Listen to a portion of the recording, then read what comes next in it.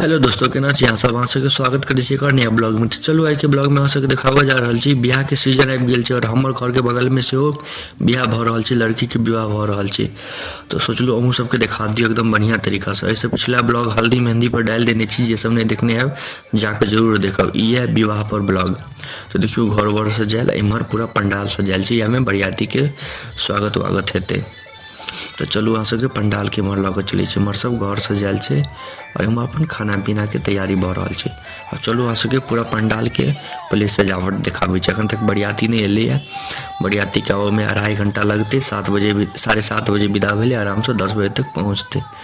तो देखियो ई पंडाल छै एते बड़का, 60 गो बरियाती एतै। ई बच्चा सब देखियो कते खुश छै। ई है स्टेज, जयमाल के स्टेज छै, ये पर जयमाल हेतै। सेहो सब अहाँ सबके देखायब। ई देखियो पूरा एतेटा के पंडाल बनल छै। 60 गो 65 गो एते बरियाती, टेबुल कुर्सी सब लागि गेल छै। सब इंतजार कर रहल छै। देखियो बच्चा सब गेम खेल रहल छै एकदम मस्ती में। देखियो गेम के वीडियो लेलिए से बच्चा खिसिया गेलै। देख रहल छै, देखियो बच्चा खिसिया गेलै गेम के वीडियो लऽ लेलिए से। अब चलियो अहाँ सबके पंडाल देखा देलू। अब देखियो ई हमरा सबके इम्हर बिगजी कहै छै एकरा। तो ई सजा देलिए प्लेट में फल फ्रूट सब जे सब होइ छै, काजू किशमिश और सेब संतरा बेदाना, सब छोड़ा के राखि देलिए। सब बढ़िया से प्लेट में सजा देलिए। बरियाती एतै तो ओकरा सबके परसि देबै। ओहिके बाद इम्हर देखियो, इम्हर डब्बा में जे नाश्ता होइ छै सेहो तैयार भऽ गेल छै। देख रहल छै इम्हर बरियाती के छै, उम्हर गाँव के लेल छै। आई बुल्लू पन्नी सब में पागी छै। तो इहो सब तैयारी कऽ लेने छै सबटा। सब चीज अहाँ सबके देखायब। बरियाती एतै ओहो देखायब केहन धूम धड़क्का से हैत। इम्हर चलू अहाँ सबके देखा दै छी। उम्हर पूरा पंडाल लागल छै, इम्हर खाना बनि रहल छै, बरियाती के खाना। ई सलाद देखियो एते कटा गेल छै।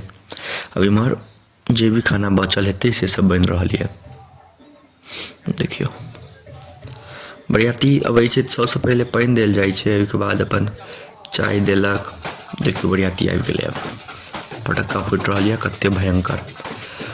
आधा घंटा तक फटक्का फुटते रहि गेलै। बहुत भयंकर स्वागत भेलै बरियाती के, खूब भयंकर। देखियो फटक्का फुटि रहल छै, एकदम धूमधाम से आयल है बरियाती, खूब महू महू है। तो देखियो बरियाती आबि गेलै। हम तो फूल दै छलू सब बरियाती के, गुलाब के फूल दऽ रहल छलिए। ते हम लड़का के जे भाय उठाबै छै ओकर वीडियो नहीं बना पेलू। तो देखियो बरियाती सब बैस रहले।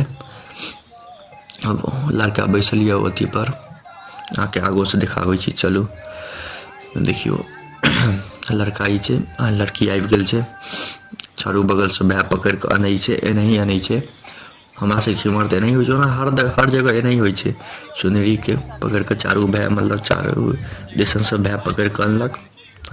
आब एतऽ जेकरा से बियाह हेतै ओ बर पकड़ के ऊपर अनतै हाथ से। अब देखियो हाथ पकड़ के ऊपर अनतै। साइड सब रोकै छै, खाली पैर ठकै छै साइड सब अपन जीजाजी से। बहुत मुश्किल काज छै बियाह करनाइ, मिथिला में सेहो बहुत मुश्किल छै।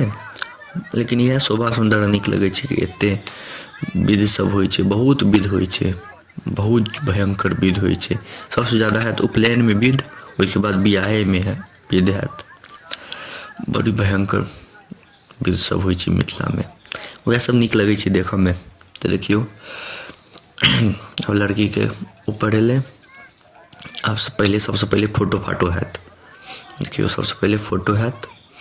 यह लड़का लड़की है, देख लिया, सब बतायब केहन जोड़ी लगे छै, बढ़िया जोड़ी लग रहा है कि नहीं। तो अब जयमाल हैत, जयमालो के अहाँ सबके देखा देब वीडियो। देखियो फूल वूल राखल छै, माला सब प्लेट में राखल छै। अब जयमाल हेतै। देखियो फोटो भऽ रहल छै, खाली फोटोए सेशन होइ छै। जयमाल सब ई सब खाली फोटोए ले छै।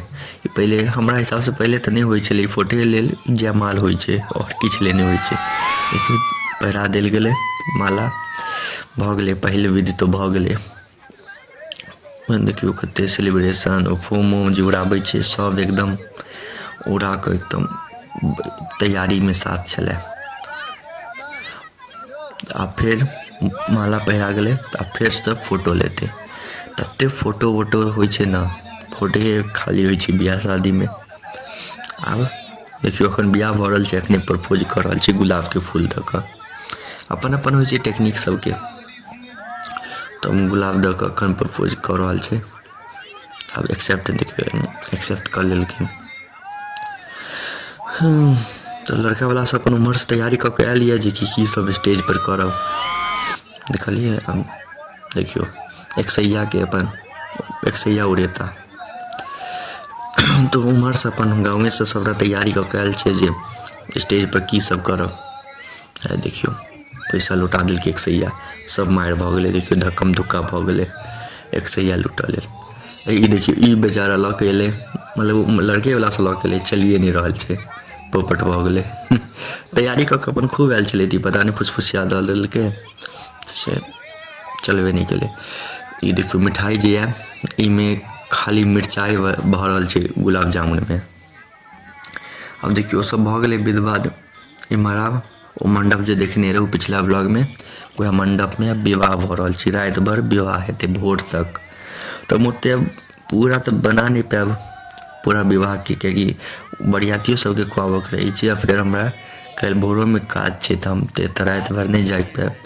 पहले माफ़ी चाहे छी पूरा, हम विवाह के ब्लॉग नहीं बना पेलू, बहुत लंबा भऽ जायत, तो नहीं भऽ पाएत। तो देखियो अभी भरि रात विवाह हेतै, बहुत रसम सब होइ छै एहिमे, बहुत ज़्यादा ही रसम होइ छै। तो अहाँ सब बताएं अहाँ सबके केहन लागल, अहाँ सबके कते विवाह भऽ रहल अहाँ सबके इम्हर। देखियो यह सजावट सब छै, यह विवाह छै, एनाही होइ छै हमरा मैथिली में विवाह हमरा इम्हर। तो अहाँ सबके एते देर तक देखो के लिए धन्यवाद। नीक लागे तो लाइक कमेंट शेयर सब्सक्राइब जरूर करब। मिलै छी अगला ब्लॉग में, तब तक के लिए धन्यवाद। जय हिंद।